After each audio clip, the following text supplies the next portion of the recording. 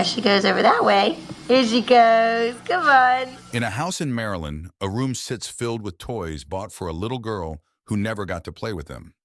In the basement, a cedar chest full of baby clothes never worn.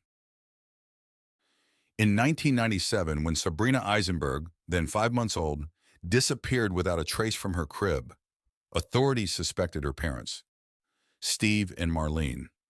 They bugged their home, uncovering unsettling evidence. Every parent's worst fear is having their child go missing, and it seemed that was what happened to Marlene and Steve Eisenberg after their daughter Sabrina vanished overnight from their home in Florida. Sabrina Aisenberg disappeared from her crib on November 24th, 1997, 3 days before Thanksgiving, and has never been found. After further investigation, however, authorities began to suspect that her parents were involved in her disappearance and possibly her death. More questions than answers still exist today. The evening of November 23, 1997, appeared typical for the Eisenbergs. Marlene and Steve tucked in their 3 children, William, 8, Monica, 4, and Sabrina, 5 months. They lived in Valrico, Florida, a town in Hillsborough County, northeast of Tampa, with 4 bedrooms. However, the next morning was anything but ordinary. Before realizing the garage door was open, Marlene woke up her son. At this point, she became concerned and checked on Sabrina in her crib, only to find her missing. At 6:42 a.m. the next morning, Marlene called emergency services frantic, saying, "I need the police. Someone took my child." Shortly after the call, Hillsborough County officers arrived at the residence, police swarming the home and canvassing the neighborhood in search of the missing baby. Neighbors reportedly told investigators that there had been several attempted break-ins in the neighborhood in homes with small children. One neighbor reported hearing his dog bark around 1 a.m.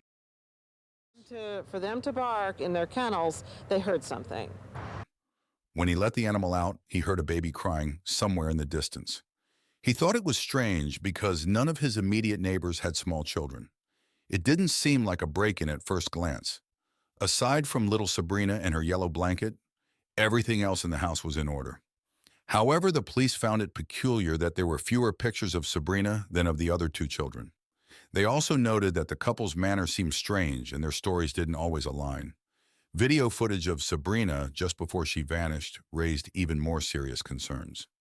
The young girl appeared to be missing some of her hair and had what looked like bruises on her face. The Eisenbergs quickly realized they were under suspicion. They were arrested and prosecuted for their daughter's disappearance 2 years later, not for involvement in her disappearance, but for providing false information to police. Wiretapping of the Eisenberg home reportedly occurred after officials obtained a warrant post-Sabrina's disappearance. The police monitored them for months, recording over 2,600 conversations. The prosecution claimed that statements made by the Eisenbergs pointed the finger at them. For example, Steve was alleged to have admitted to killing his daughter while high on cocaine. Marlene supposedly continued, "The baby is dead because of what you did." On January 21, 1998, Stephen was reportedly caught on video saying, "I wish I hadn't hurt her."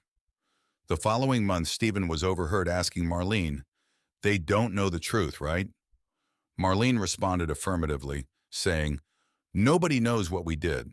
However, defense attorney Bruce Koenig, a former FBI forensic audio expert, wasn't convinced.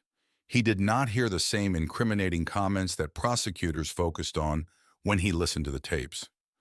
In February 2001, the prosecution dismissed all allegations months before the trial was set to begin.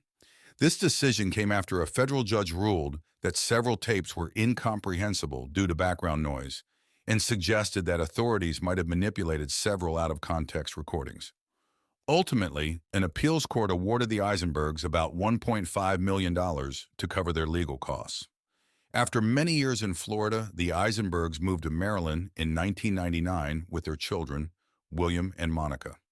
In 2018, 2 women around Sabrina's age came forward, claiming to be the missing daughter.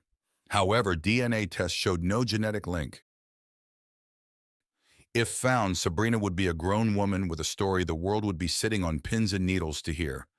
The Eisenbergs have not given up hope of finding Sabrina. They still believe their daughter will be found, clinging to hope as cold cases are cracked with new technology in DNA and genealogy. The Hillsborough County Sheriff's Office also stated that they are still actively searching for Sabrina and that the case remains open and they are focused on bringing this case to a resolution. Thanks for stopping by. Remember, subscribing is like giving a high five to the future you. I'll catch you in the next echo.